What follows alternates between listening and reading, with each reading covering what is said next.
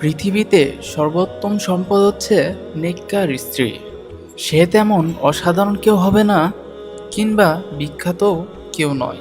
সে আবার দেখতে এত রূপসীও হবে না, হয়তো হবে খুব সাধারণ কেউ, দেখতে সাদামাটা, অনেকের ভিড়ে আলাদা করে চেনা যাবে না এমন কেউ। কিন্তু আবার এমনই সাধারণ মানুষের ভিড়ে তার মাঝে থাকবে কিছু অসাধারণ গুণ।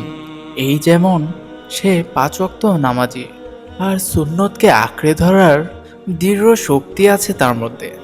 শুধু কি তাই, সে নিজেকে মুক্তার আবরণের মতো পর্দার আড়ালে নিজেকে লুকিয়ে রাখে। মাঝে মাঝে গভীর রাতে মোনাজাতে তার চাপা কান্নায় ঘুমটা ভেঙে যাবে, তাহাজ্জুদে জোর করে উঠাবে। সে আমাকে গভীর রাতে শেখাবে কিভাবে স্রষ্টার প্রতি কৃতজ্ঞ হতে হয়।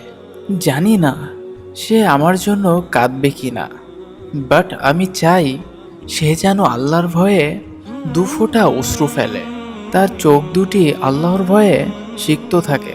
আল্লাহ যেন আমাদের সকলকে এমন উত্তম জীবন সঙ্গিনী দান করেন। আমিন। আবারও আমাদের একতরফা কথা হবে নতুন কোনো ভিডিওতে। সবাই ভালো থাকুন, সুস্থ থাকুন। আসসালামু আলাইকুম ওয়া রাহমাতুল্লাহ।